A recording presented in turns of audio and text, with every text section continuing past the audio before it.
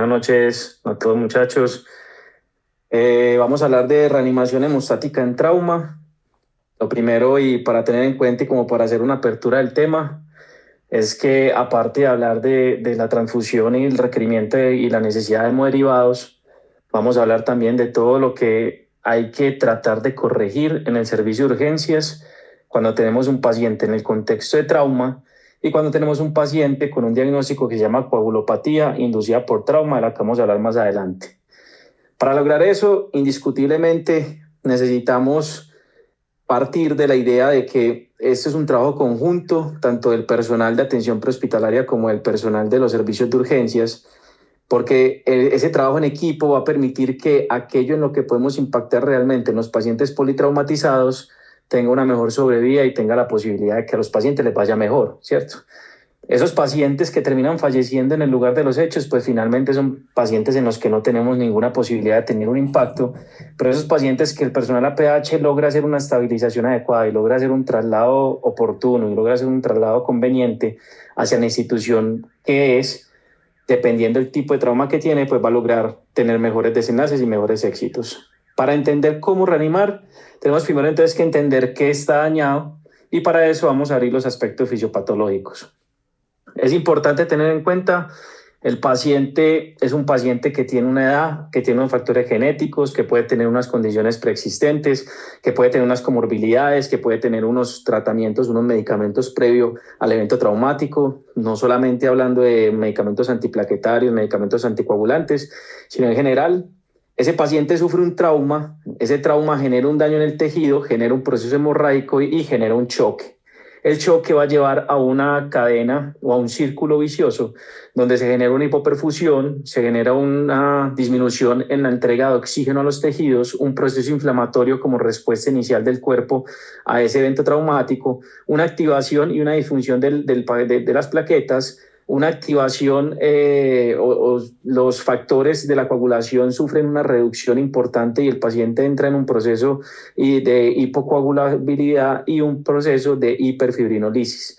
El daño del glicocálix, que es uno de los puntos más importantes en el daño que ayuda a generar ese proceso del trastorno de la coagulación, y una heparinización endógena, que es otro de los factores de los cuales vamos a hablar.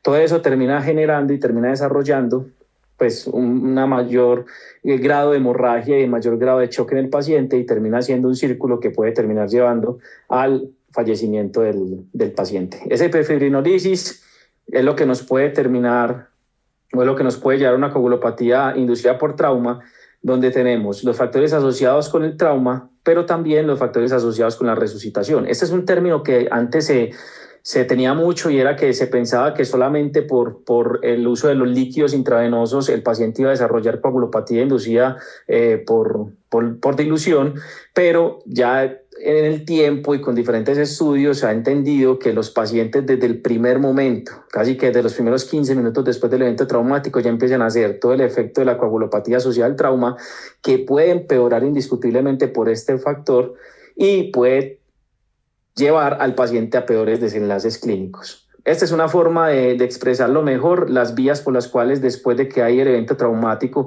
el paciente inicia el sangrado, pérdida sanguínea, estado de hipoperfusión, disminución en la entrega de oxígeno a los tejidos, inicia el proceso de respiración anaerobia, inicia el proceso de acidosis, empeoraba además por la hipotermia que tiene un poco más del 50% de los pacientes que son expuestos a estos eventos traumáticos, con finalmente el consumo de los factores de coagulación. Aparte por el impacto, por el daño como tal del tejido, por la hipoxia que se genera a través de la hipoperfusión y que puede llevar también al proceso de la acidosis, se genera más hipovolemia, más hipotensión y se hace un círculo vicioso que finalmente lleva a la coagulopatía inducida por trauma. Acá una vez el paciente entra en choque, inicia la fase de resucitación, que viene a ser la coagulopatía iatrogénica o la coagulopatía por dilución y que termina llevando finalmente al mismo desenlace de la coagulopatía inducida por trauma, que además viene ayudado de los otros factores, de los factores propios del paciente, las enfermedades preexistentes, los medicamentos y las drogas que toma, especialmente ahora sí esos pacientes que toman medicamentos anticoagulantes o antiagregantes plaquetarios. Entonces, la coagulopatía inducida por trauma está presente en el 25 al 35% de los pacientes con trauma mayor. Se caracteriza por un estado hipocoagulable, donde se pierde la capacidad para formar un coágulo estable, pero aparte de que se pierde esa capacidad, y ya lo vamos a ver más adelante, también se pierde la capacidad de sostener el coágulo que se logra formar, que es la hiperfibrinolisis. Su objetivo inicial es limitar la trombosis microvascular. Esto inicia como un mecanismo de defensa. El cuerpo ve que está sangrando y dice, venga, si está sangrando, yo tengo que proteger la microvasculatura, no quiero que se generen trombos por toda la cascada procoagulante que se está anticoagulante que se está generando, entonces desencadena toda su cascada procoagulante y hace, tratando de generar un beneficio, hace incluso más daño para el cuerpo y produce el empeoramiento del estado de la coagulopatía. Entonces vienen los 4 factores importantes que generan esto. Lo primero, pues indiscutiblemente está la activación de la proteína C. La activación de la proteína C se genera en estado natural y esto es una de las formas en la que tiene la producción excesiva de coágulos. Lo que sucede es que la hipoperfusión induce la expresión de trombomodulina y la trombomodulina junto a la trombina generan la activación de esta proteína C.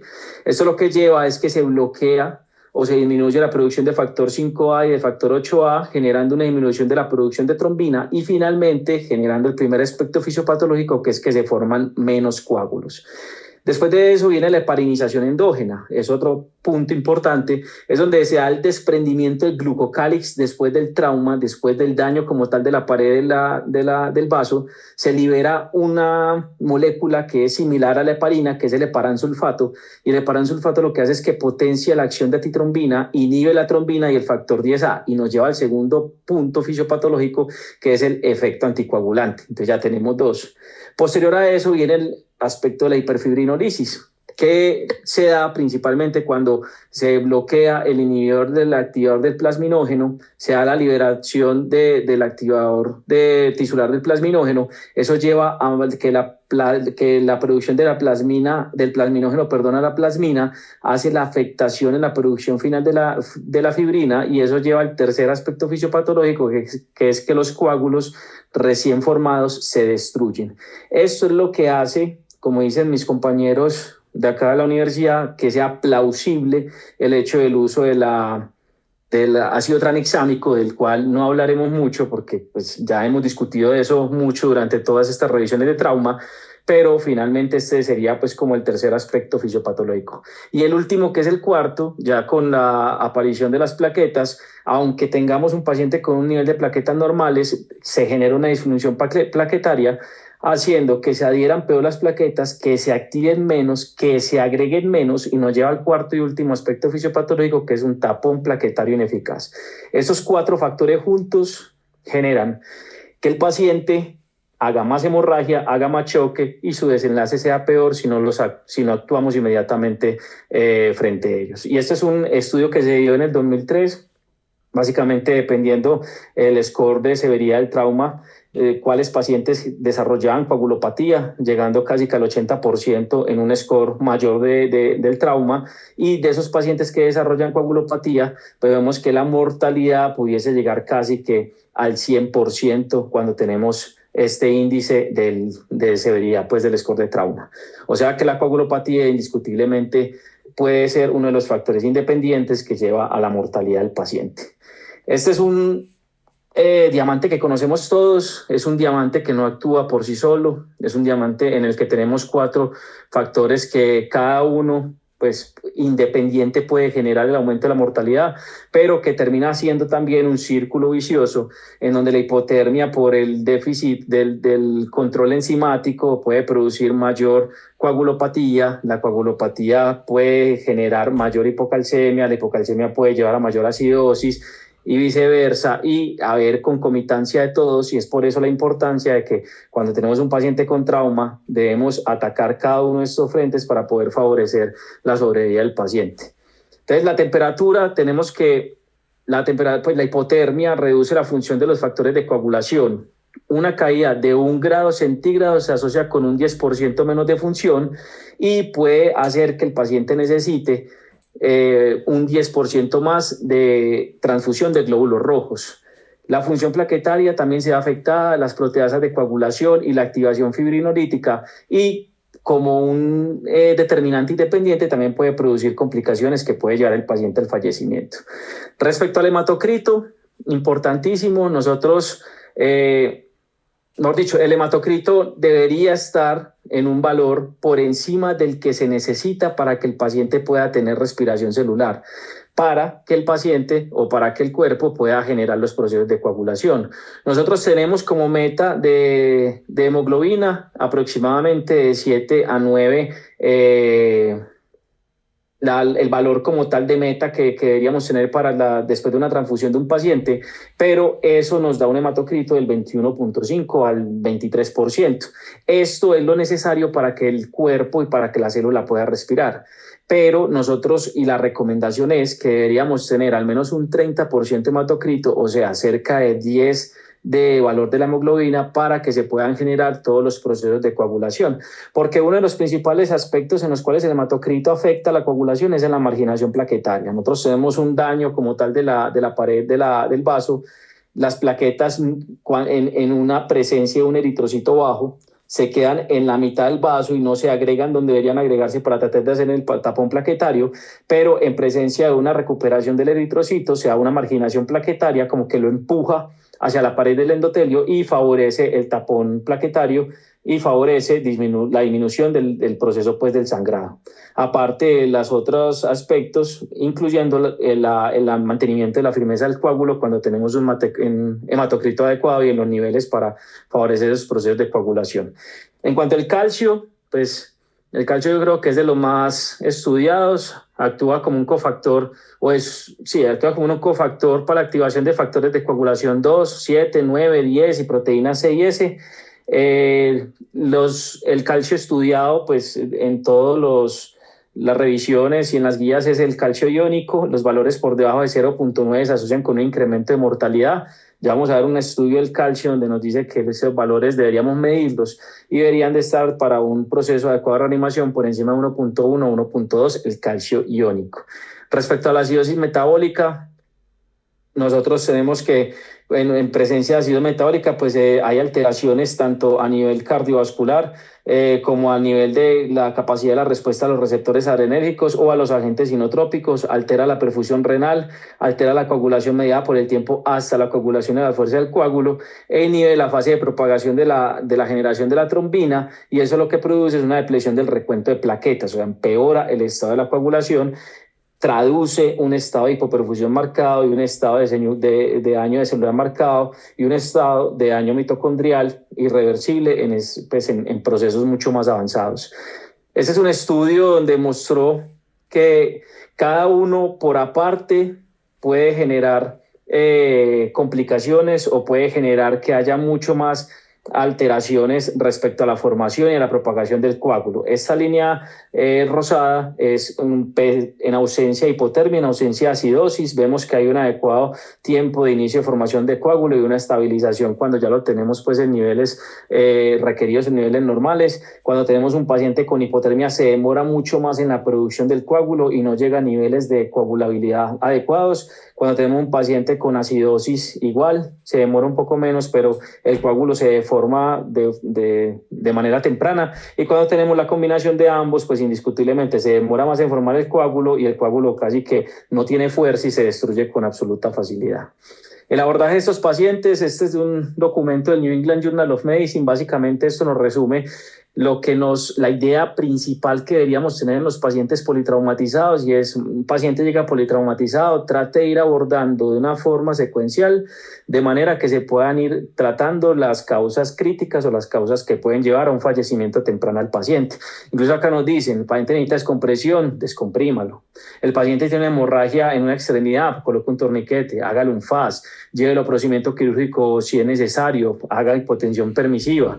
Si ya está en el ambiente hospitalario y el paciente está con un sangrado masivo y piensa o tiene la posibilidad, pues que nosotros acá en el medio no lo tenemos, pero la aplicación de un REBOA. Entonces es como vayan evaluando el paciente de forma que se puedan ir haciendo la atención con prioridad de las patologías principales o potencialmente mortales. Lo primero que deberíamos hacer es un preaviso al arribo y comunicación con el servicio de urgencias. Por eso la primera diapositiva era conjunto con la atención prehospitalaria, porque es importante esa llamada, decir, venga, voy con un paciente politraumatizado, tiene un Glasgow de tanto, le veo una fractura inestable de pelvis, le veo una fractura desplazada de fémur, necesito eso, para que el personal de urgencias pueda prepararse, pueda llamar al banco de sangre, pueda llamar al cirujano, pueda llamar al neurocirujano, al ortopedista, no sé, y tener todo el equipo preparado. La historia clínica por personal prehospitalario es importantísimo. Ya en una charla previa hablamos de la cinemática del trauma y dijimos que eso pues tiene un punto muy importante para yo poder determinar cuáles son las posibles causas de las lesiones del paciente, cómo encontró el paciente pues en la escena, si lo encontró con un Glasgow de 3 o si lo encontró con un Glasgow de 8 pero se deterioró durante el traslado, si lo encontró hipotenso, si requirió un volumen de líquidos. Eso me va a ayudar a poder orientar mejor el tratamiento del paciente. Los signos vitales pues indiscutiblemente me van a orientar sobre el estado de hipovolemia y el estado de hipoperfusión o el estado de choque que tiene el paciente. El abordaje inicial por el equipo de urgencias, indiscutible en cabeza del urgentólogo, teniendo en cuenta que no es el único que trabaja en esa situación, ¿cierto? Si tengo un trauma craneoencefálico severo, necesita el neurocirujano sí o sí. Si tengo un paciente que tiene una indicación quirúrgica inminente, un FAS positivo, pues necesito el cirujano a la mano.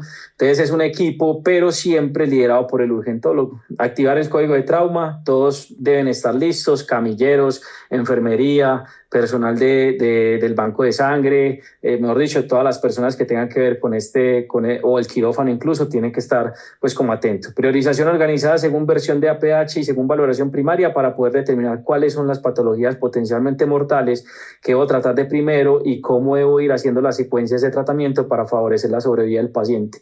Individualizar el reconocimiento del choque, recordar que no todo politrauma llega por un choque hipovolémico. La TLS nos deja con una alta claridad que debo buscar si se trata de un choque obstructivo, si se trata de un choque neurogénico, si se trata de un choque cardiogénico o definitivamente un choque hipovolémico, y entra nuestra apartado del día de hoy.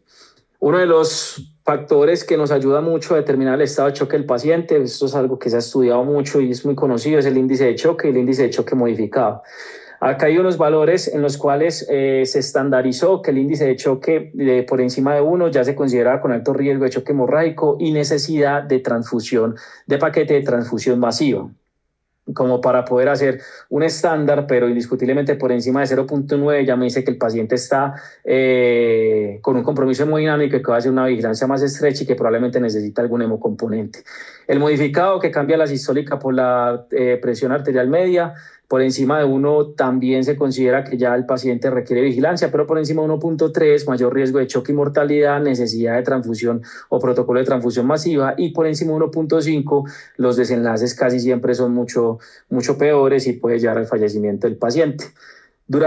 Buscando que el índice de choque o que la presión arterial no fuera lo único que nos dijera que el estado clínico del paciente, se han venido proponiendo como diferentes scores que nos ayudan desde el punto de vista clínico y de factores fáciles de obtener en el servicio de urgencias para poder determinar si el paciente va a necesitar o no un protocolo de transfusión masiva. El ABC Score, muy estudiado, mide la presión arterial sistólica y la frecuencia cardíaca por aparte, tiene en cuenta el FAS positivo y el trauma penetrante de torso. Por encima de 2 se considera que el paciente va a necesitar protocolo de transfusión masiva. Y el RAPT, entonces hace un estudio donde dice, venga, yo puedo o yo no voy a ver por aparte lo que es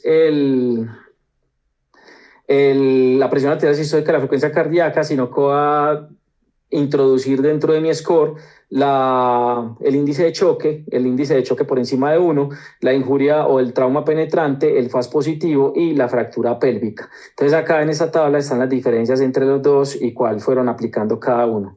Este es un estudio del 2023 donde se incluyeron 5 ensayos clínicos aleatorizados. Básicamente lo que se quiso ver era cómo era la precisión respecto a sensibilidad y especificidad de cada uno de estos score, el ABC y el RAPT. El RAPT ha mostrado tener una mejor sensibilidad y mejor especificidad.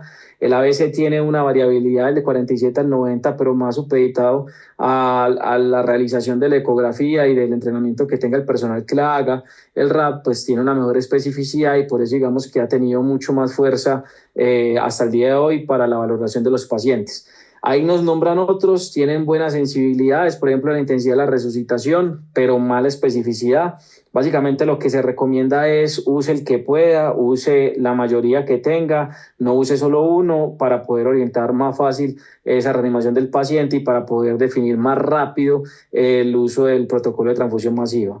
De eso se habla mucho porque pues solicitarlo tempranamente puede hacer que un paciente se le usen hemoderivados que quizá no necesitaba, pero solicitarlo tardíamente puede hacer que el paciente no reciba el tratamiento que debe recibir de forma temprana. Por eso la importancia de objetivar esa decisión y poder tomar esas decisiones de forma inmediata a la llegada del paciente. La secuencia de la valoración primaria, la que nos sugiere la tele es iniciando por X, A, B, C, D, E. Respecto a X, pues los procesos de exsanguinación y hemorragia externa que yo pueda y deba comprimir, o que yo pueda y deba poner un torniquete, o que yo pueda o deba inmovilizar, por ejemplo, la pelvis, un hueso largo, o llamar al cirujano para iniciar un proceso de cirugía de control de daños, es el primer punto.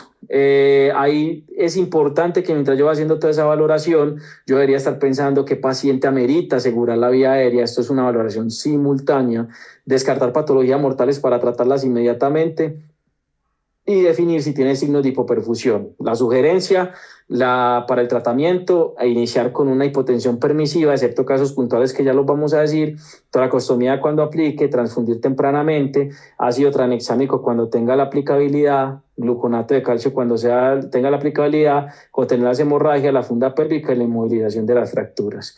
La TLS nos sugiere también los cambios que suceden a medida que va aumentando la hemorragia. Eso es muy parecido a la circulación de la OMS que tengo más adelante, donde tenemos en cuenta la frecuencia cardíaca, la presión sistólica, el déficit de base, que también tiene un punto y un ítem muy importante en este proceso de la búsqueda y la reanimación del paciente, el estado de conciencia, y no solo eso, sino además las características de la piel, una piel fría, un llenado capilar retardado, oliguria, anuria, falla renal prerrenal, paciente taquicárdico, hipotenso o pulsos poco palpables, ya me van ayudando a ir pensando o prediciendo que el paciente va a tener un empeoramiento clínico en el curso de la atención en el servicio de urgencias y que va a necesitar un accionar mucho más rápido y probablemente mayor cantidad de hemoderivados o mayor cantidad de corrección de todo el proceso fisiopatológico que hablamos previamente.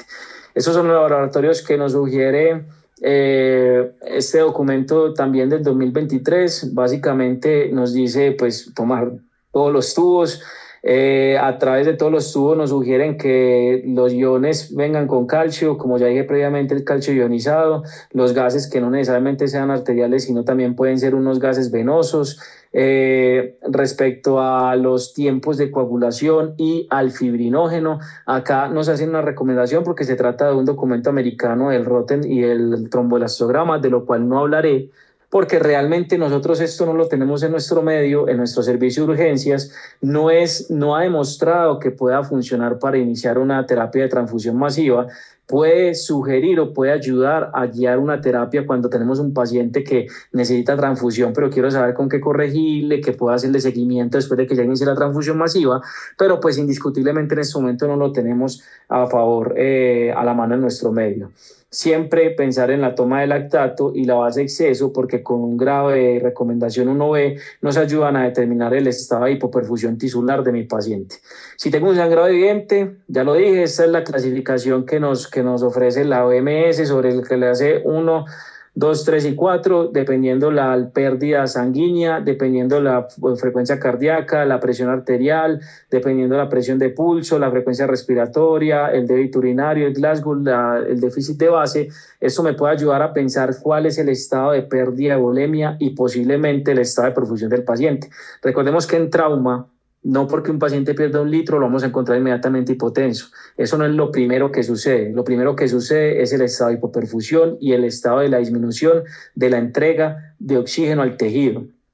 Por ende, el inicio de la respiración anaerobia y todo el proceso de acidosis y por eso es que la base exceso o el déficit de base me puede ayudar a identificar ese paciente que está en un estado de choque, pero que no tengo con una hipotensión clara en ese momento. Si tengo una herida traumática que está sangrando, pues haga compresión. Si necesito terapia endovascular, llamo al radiólogo intervencionista para que actúe inmediatamente. Si tengo un FAS positivo, le solicito al cirujano que iniciemos un proceso de cirugía. Eso es algo que no nos lo podemos saltar. Si tengo una herida sangrante, el torniquete que recomienda TLS es a 5 centímetros de la herida. Si con este solo torniquete no se logra el cese del sangrado, me recomiendan poner un segundo torniquete, 2 a 5 centímetros después del primer torniquete. Estos son grados de recomendación 1B y son medidas que salvan vidas en lesiones que están sangrantes y que me pueden descompensar el paciente. La inmovilización pélvica, pues eso también está muy claro. Si un paciente tengo con choque y tiene una fractura de pelvis y sospecho, incluso hay forma de evaluar inmediatamente en el fase extendido si tenemos o no presencia de una fractura o sangre alrededor o secundaria una fractura de pelvis, pues hacer la inmovilización o por el solo mecanismo de trauma, que eso también me va a ayudar a contener el proceso hemorrágico. Respecto a los hemoderivados, la transfusión masiva es un término que ha cambiado en el tiempo. Siempre se había determinado como mayor o igual a 10 unidades en las primeras 24 horas o reposición de una volemia en 24 horas o 50% de la volemia en 3 horas. Realmente lo que nos dicen la guía europea de trauma básicamente nos dice, pues esperar 24 horas para yo determinar que un paciente requiere o requirió transfusión masiva, pues no tiene ningún sentido.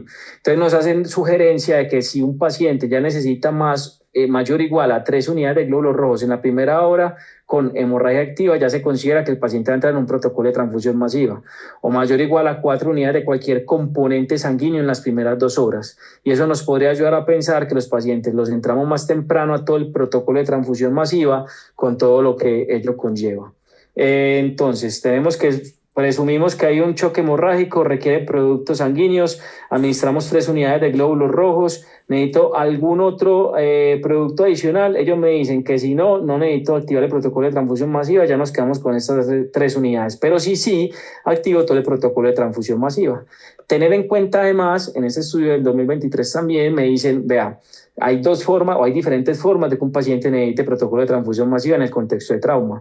Este es un paciente que necesitó hemoderivados, muchos, en la primera o antes de la primera hora, por eso llega a un punto alto y después baja porque ya se estabilizó y dejó de necesitar pues como los hemoderivados. Este es otro paciente que se le transfundieron solo 1 o 2 unidades de glóbulos rojos, pero cuando se llevó a la cirugía, al quirófano, pues inmediatamente necesitó mucho más hemoderivados y eso hizo que ya entrara como en un protocolo de transfusión masiva. Este es un estudio, uno de los más conocidos, el PROPER, que es acerca del protocolo de transfusión.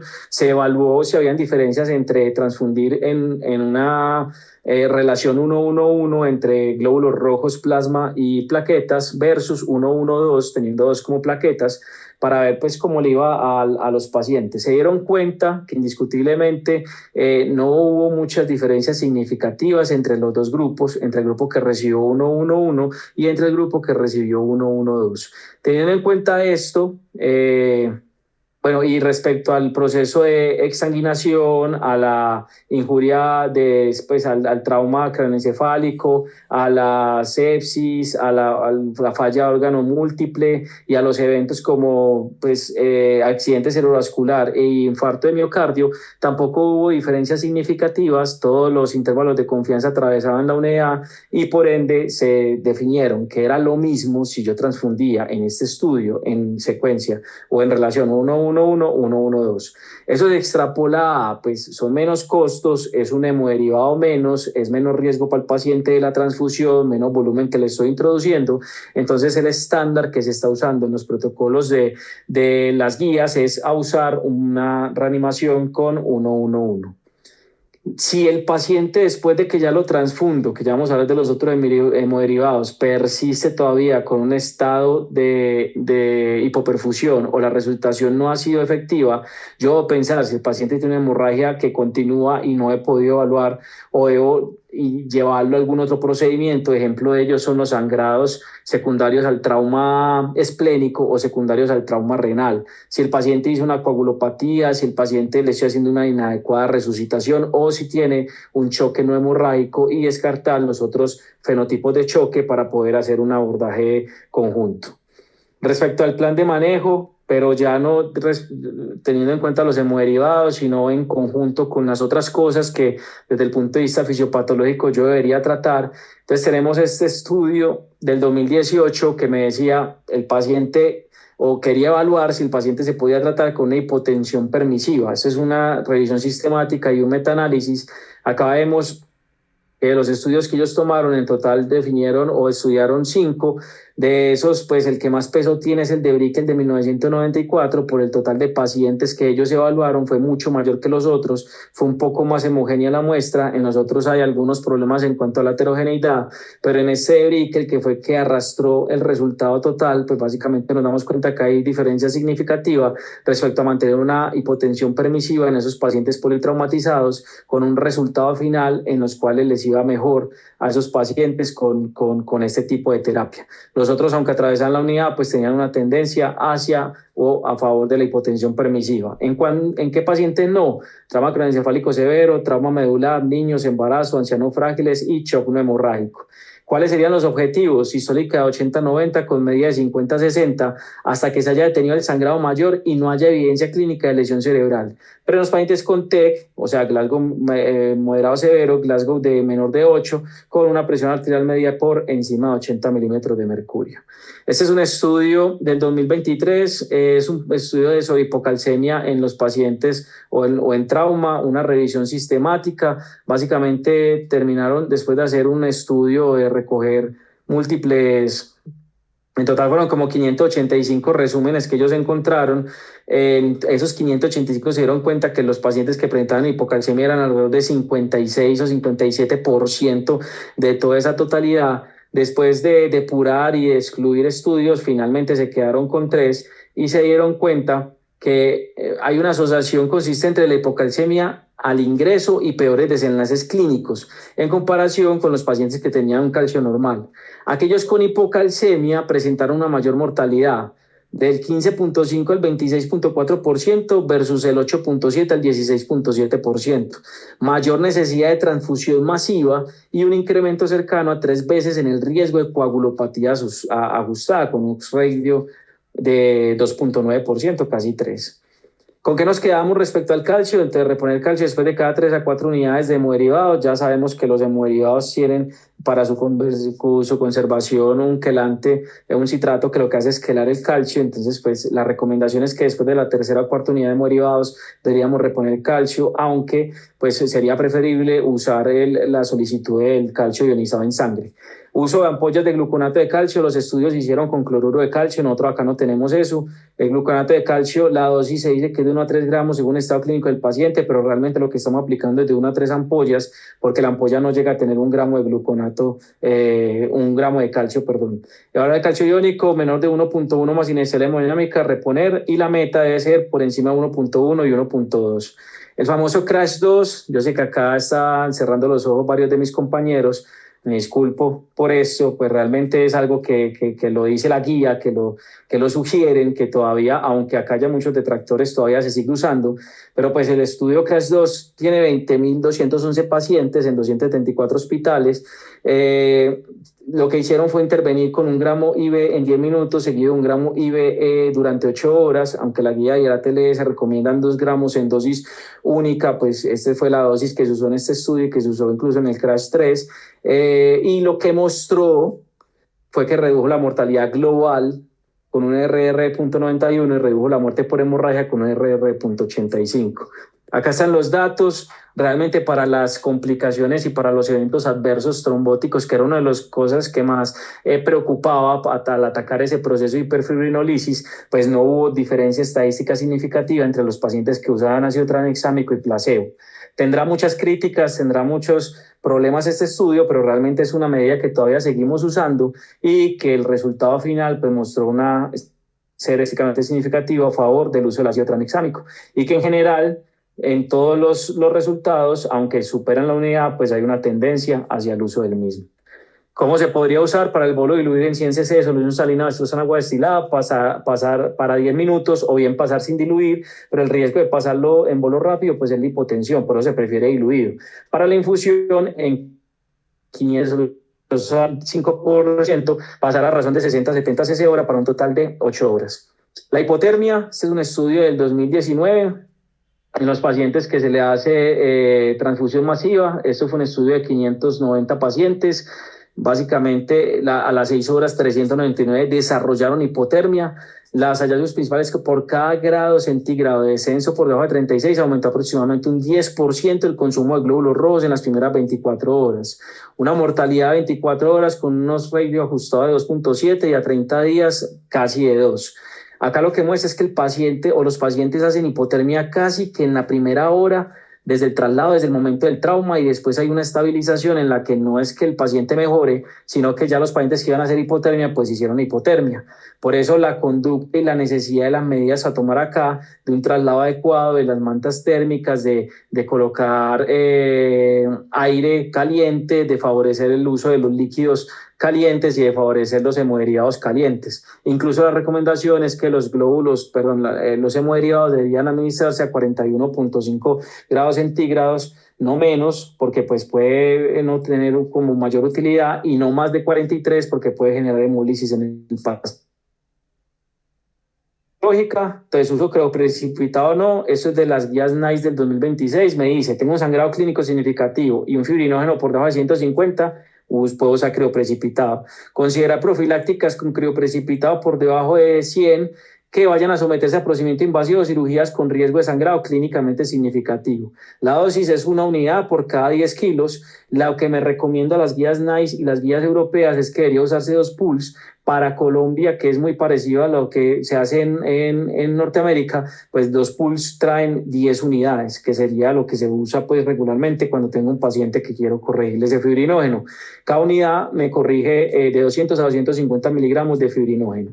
Pero hablando de crioprecipitado, pues en nuestro medio, en nuestro hospital, en el hospital CES, tenemos un medicamento que se llama Fibriga, que contiene fibrinógeno puro, y es 1 gramo de fibrinógeno humano liofilizado, un volumen total reconstituido de 50 cc, la dosis debería ser de 3 a 4 gramos IV, o si lo voy a calcular por peso, 30 a 60 miligramos por kilo. 4 gramos aumentan entre 80 y 120 el valor total del fibrinógeno. Entonces me ayudaría a reponer lo que estoy buscando reponer solamente usando el fibrinógeno, porque con el crioprecipitado pues me aporta un poco menos. La meta debería ser de 150 a 200 y en TEC por encima de 200. El complejo protrombínico, cuando quiero hacer reversión en un paciente que está anticoagulado con warfarina, cuando tengo sangrado mayor o trauma craneoencefálico con sospecha de sangrado intracerebral. Considerar si el paciente anticoagulado por warfarina van a ser llevados a procedimiento quirúrgico de emergencia dependiendo del nivel de anticoagulación y el riesgo de sangrado. La dosis generalmente es de 25 a 50 unidades kilo, debe ser seguido por INR. En trauma generalmente la recomendación es de 30 unidades kilo y la dosis de 50 unidades kilo casi siempre es para INRs que logro obtener por encima de 6. Respecto a las plaquetas, la recomendación también de NICE es tener aproximadamente 100.000 o por encima de 100.000 el valor de plaquetas cuando tengo un paciente con un sangrado severo o un sangrado en lugares críticos como el sistema nervioso central. Pero preferente transfundir para tener un paciente con plaquetas por encima de 50.000 que van a ser llevados a procedimientos invasivos, a procedimientos quirúrgicos. La dosis, pues una aféresis corresponde a 6 unidades de plaquetas estándar. Los otros, pues, que no tenemos en este momento en nuestro medio, el idarucizumab y el andexanet alfa para el dabigatran y para los otros anticoagulantes orales, y para pacientes con asa, clopidogrel, pero principalmente pacientes con ASI que tienen trauma craneoencefálico severo, pues hay alguna recomendación para el uso de la desmopresina de 0.3 a 0.4 miligramos por kilo. Respecto al uso de la enoxaparina y la heparina, pues el uso de la protamina, teniendo en cuenta que la protamina para la enoxaparina no logra la totalidad de la conversión o la reversión, de la anticoagulación con la enoxaparina. Más allá del servicio de urgencias, pues básicamente ya tengo el paciente que lo estabilicé, que le estoy transfundiendo, que le estoy corrigiendo todos los aspectos fisiopatológicos, llego inmediatamente contacto el servicio de cirugía, tengo un paciente con un FAS positivo, tengo un paciente con un hemotoras de tensión, con un hemotoras hemorrágico, con un hemotoras masivo, Entonces, solicito la evaluación por cirugía. La intención es que existe una cosa que llama la cirugía de control daños que tenemos que tener en cuenta y que tenemos que tener en mente. Antes lleva una laparotomía inicial, luego un proceso de reanimación que generalmente son unidades de alta dependencia, no son pacientes que suelen volver a los servicios de urgencias y después a un cierre definitivo. Esa cirugía inicial, ¿para qué es? Para control de la hemorragia, exploración y control de contaminación. Generalmente son pacientes que postraumáticos terminan con un sistema VAC.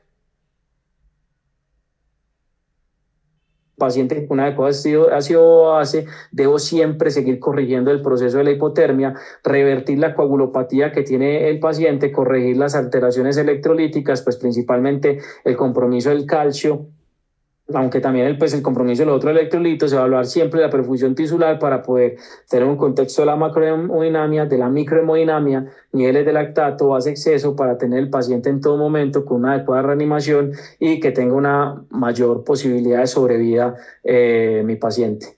Y finalmente, la fase 3 es ya cuando hay una cirugía de revisión y cierre y ya el paciente, después de haber pasado por todo ese proceso, desde la atención prehospitalaria, desde un adecuado manejo, desde un adecuado traslado a la institución que debía ser trasladado, yo pues ya era un trauma craneoencefálico severo, un paciente chocado a un primer nivel, tendría que llevarlo inmediatamente a un tercer nivel. Llega al servicio de urgencias, tenemos todo el equipo, tenemos todo el protocolo montado, tenemos toda la gente que necesitamos, tenemos el banco de sangre listo, los camilleros listos, los auxiliares listos, los jefes listos, todo el equipo. Inmediatamente el paciente llega, se activa el protocolo que las instituciones todas deberían tenerla. En un paciente politraumatizado debería llegar el cirujano, debería llegar el neurocirujano, debería llegar el ortopedista. Así sea para decir, ¿qué tienen para mí? No, doctor, yo no le veo ninguna fractura, listo. Hago una nota, paciente no tiene fractura por mi parte, cierro. Porque esa es la forma de poder ayudar a que el paciente tenga un mejor desenlace. Las conclusiones para llevar a nuestros servicios: la hemorragia traumática no representa únicamente una pérdida de volumen, es un proceso fisiopatológico dinámico caracterizado por coagulopatía, acidosis, hipotermia e hipocalcemia. Recordemos, no se trata solo de reponer sangre, claro, pues está muy claro que si el paciente pierde sangre necesita sangre, pero yo necesito entender todo ese aspecto fisiopatológico y que todo lo que está sucediendo en el paciente en los primeros 15 minutos después de un evento de politrauma severo es que todo está favoreciendo la coagulopatía del paciente, la hiperfibrinolisis y mayores eventos hemorrágicos. En trauma, cada minuto sin perfusión adecuada y sin hemostasia efectiva disminuye las posibilidades de supervivencia porque estoy favoreciendo que todos esos daños que está haciendo tanto el trauma que ya hizo el daño como tal del tejido, como el cuerpo con toda su cascada inflamatoria, con los DAMs, con todas las citoquinas y con todo lo que está haciendo tratando de defenderse, pues empeore y me lleve al fallecimiento del paciente. La terapia transfusional debe ser individualizada, aunque tengamos protocolos de 1-1-1 o en algunos se sigue usando 1-1-2, es preferible el uso de los laboratorios y el uso del seguimiento del estado de perfusión del paciente para yo poder tomar las conductas respecto a qué real hemodiderivado necesita mi paciente. Reanimar con líquidos indiscriminados también genera una coagulopatía ilusional, eso es importantísimo, aunque los cristaloides, el que más se sigue recomendando es la solución salina, ya disminuyendo un poco la idea que teníamos sobre la acidosis hiperclorémica, aunque pues eso es algo real, algo que existe, pues es el líquido cristaloide que se sugiere, pero en unas dosis que son unas dosis más bajas, pues unas dosis un poco más cautelosas que usar dosis altas de líquidos endovenosos que pueden empeorar el estado clínico del paciente. El tratamiento del trauma grave exige un abordaje multidisciplinario y protocolos institucionales y finalmente es necesario no dejar enfriar los pacientes. La hipotermia también mata, la hipotermia también la tenemos que tratar y tenemos que buscar una solución. Muchas gracias a todos, quedo para preguntas y discusión.